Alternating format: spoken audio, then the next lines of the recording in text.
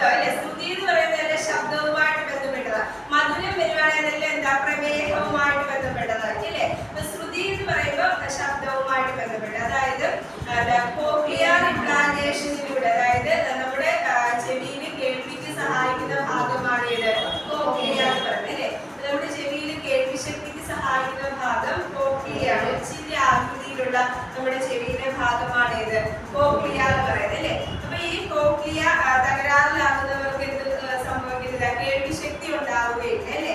അപ്പൊ ഈ 5 വയസ്സിന് താഴെയുള്ള കുഞ്ഞുങ്ങൾക്ക് കോക്ലിയർ ഇംപ്ലാന്റേഷനിലൂടെ കേൾവി ശക്തി ലഭ്യമാക്കുന്ന പദ്ധതിയുടെ പേരാണ് ശ്രുതി തരംഗം. അപ്പൊ 5 വയസ്സിന് താഴെയുള്ള കുഞ്ഞുങ്ങളായിരിക്കണം, അവർക്ക് കോക്ലിയർ ഇംപ്ലാന്റേഷനിലൂടെ കേൾവി ശക്തി ലഭ്യമാക്കുന്ന പദ്ധതിയാണ് ഇത് ശ്രുതി തരംഗം എന്ന് പറയുന്നത്. ശ്രുതി തരംഗം. അപ്പൊ സമാശ്വാസം എന്തായിരുന്നു?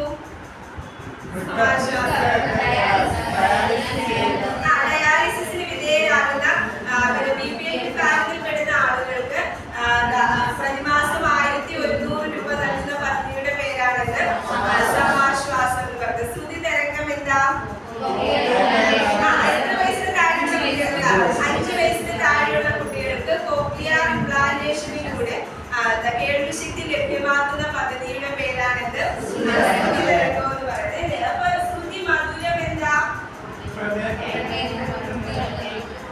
അതായത് കോട്ടയം ജില്ലയിലെ ശ്രവണ സഹായി വിതരണം ചെയ്ത പദ്ധതിയുടെ പേരാണിത് ശ്രുതി മധുരം. ഇപ്പൊ കോട്ടയം ജില്ലയിലെ കേൾവി ശക്തി ഇല്ലാത്തവർക്ക് ശ്രവണ സഹായി വിതരണം ചെയ്ത പദ്ധതിയായിരുന്നു ഇത് ശ്രുതി മധുരം. കോട്ടയം ജില്ലയിലാണ് അത് ആരംഭിച്ചത്.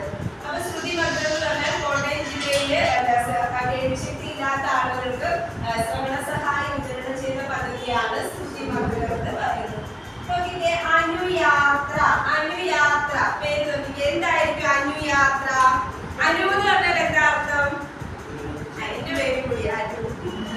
എന്താ അർത്ഥം? പേരിന്റെ അർത്ഥം നമ്മൾ ഫിസിക്സിലൊക്കെ പഠിച്ചിട്ടില്ലയോ? അനുനാദം, അനുപ്രസ്ഥ തരംഗം, അങ്ങനെയൊക്കെ പറഞ്ഞാൽ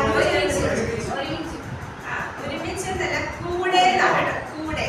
ഇപ്പൊ കൂടെ എന്നാണ് അനു എന്നുള്ള പേരിന്റെ അർത്ഥം കൂടെ. അപ്പൊ അനുയാത്ര നമ്മൾ ആരുടെയോ കൂടെ ഉണ്ട് അല്ലേ? ആരുടെ കൂടെ ആയിരിക്കും?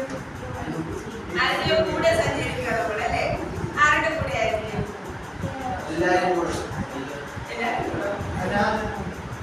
അനാഥം എന്നല്ല, അംഗപരിമിതരുടെ കൂടെ കേട്ടോ. ഇപ്പൊ കേരളത്തെ അംഗപരിമിത സൗഹാർദ്ദ സംസ്ഥാനമാക്കുന്നതിന് വേണ്ടിയിട്ടുള്ള പദ്ധതിയാണ് ഇത് അനുയാത്ര. ഇപ്പൊ കേരളത്തെ അംഗപരിമിത സൗഹാർദ്ദ സംസ്ഥാനമാക്കുന്ന പദ്ധതി, അങ്ങനെയുള്ള പദ്ധതിയുടെ പേരാണ് ഇത് അനുയാത്ര.